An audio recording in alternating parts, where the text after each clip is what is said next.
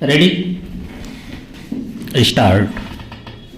सभापति महोदय, किसानों की उपज की आप ना अधिक कीमत दे सकते हैं, ना अधिक उपजाने के लिए जो साधन देश में हैं उनकी तरफ आपका ध्यान जा रहा है। जो कुछ आप कर रहे हैं उससे कोई अच्छा भविष्य नजर नहीं आ रहा है। मैं यही कहना चाहता हूं कि आप देखें कि आपके कार्यक्रम में कहाँ त्रुटि है, कहाँ कमी है। आपने कर लगा रखे हैं, आपने जो कर लगाए हैं वे तो लगाए ही हैं। हमारे प्रदेश में तो जमीन पर 25% ज़्यादा कर भी लगा दिया गया है। इतना बोझ अगर किसान पर होगा तो उसकी कमर टूट जाएगी, वह पहले से टूटी जा रही है। लेकिन वे इन करों को देने के लिए भी तैयार हैं यदि आप उस तरह के साधन उन किसानों के लिए तैयार करें। पैरा, हमारे उत्तर प्रदेश के कुछ जिले हैं, पूर्वी जिले हैं, जहां पर बहुत बुरी स्थिति है। हमारे सदन के एक सदस्य ने रो रो कर आपको यह बताया था कि वहाँ लोगों को 2 रुपये मजदूरी में मिलता है। इतनी ही एक दिन की उनकी मजदूरी है। सरकार ने एक आयोग की नियुक्ति की थी ताकि वहाँ पर कुछ विकास के कार्य किए जाएं। वह योजना भी अब खटाई में पड़ गई है। आपका ध्यान इन समस्त चीज़ों की ओर कैसे दिलाया जाए, कैसे आपका ध्यान इन सभी कठिनाइयों की ओर आकर्षित किया जाए, समझ में नहीं आता है। चेंज। यातायात के साधनों की स्थिति यह है कि ट्रेनों में दूसरे दर्जे में भीड़ भाड़ का कोई ठिकाना नहीं है, उसकी कोई सीमा नहीं है। हर रोज ऐसा मालूम पड़ता है कि कोई मेला चल रहा है। आपके पास अच्छे इंजन हैं, अच्छे गति वाले इंजन हैं, लाइन भी अच्छी है, तो क्यों नहीं दूसरे दर्जे के अधिक डिब्बे लगाए जाते हैं। लोगों को कुछ सुविधा मिल जाए, वह काम नहीं किया जा रहा है।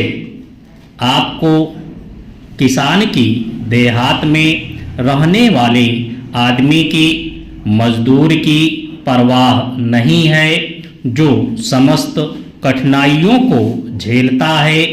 आपके सारे कार्यक्रम को पूरा करने की उसमें कहाँ से शक्ति आएगी?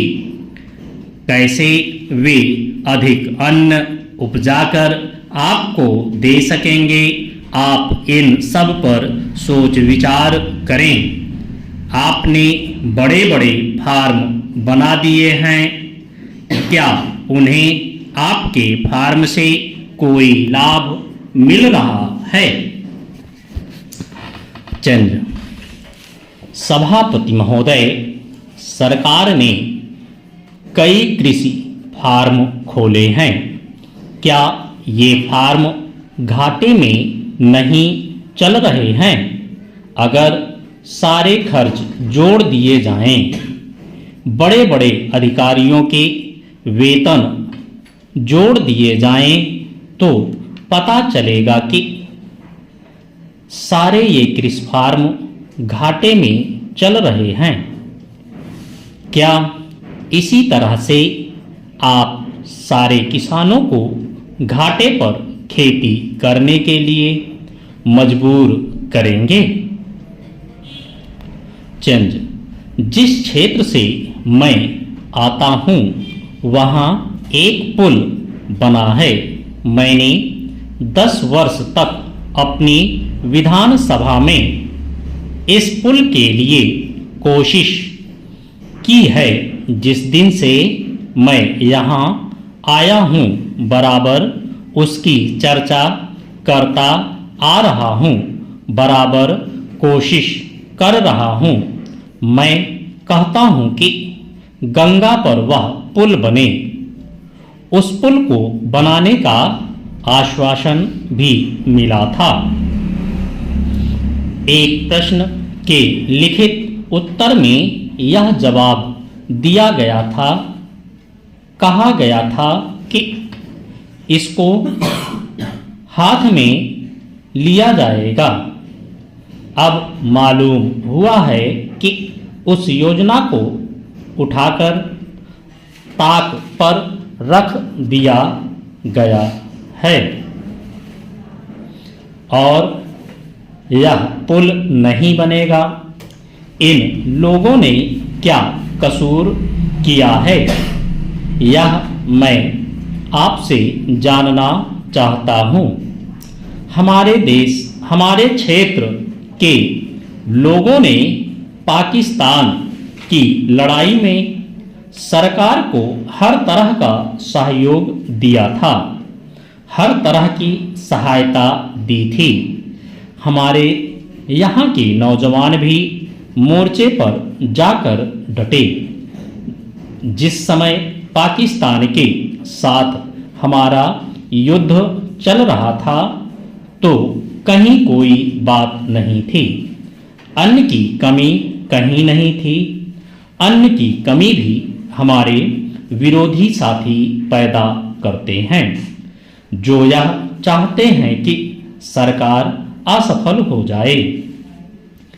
ये लोग जो कहते हैं उसको आप समझें।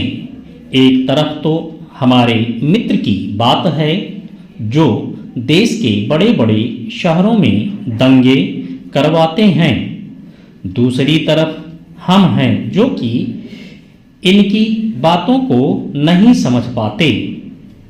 इनको सभी वे लोग मिल जाते हैं जो बेकार होते हैं या जो दंगे करवाने के लिए उत्सुक हैं। इसलिए सरकार का इन सारी चीज़ों की तरफ ध्यान जाना चाहिए और उसको सोचना चाहिए कि क्या तरीका इन सब से बचने का हो सकता है। एक ही तरीका हो सकता है कि इस देश में हर आदमी को काम मिले।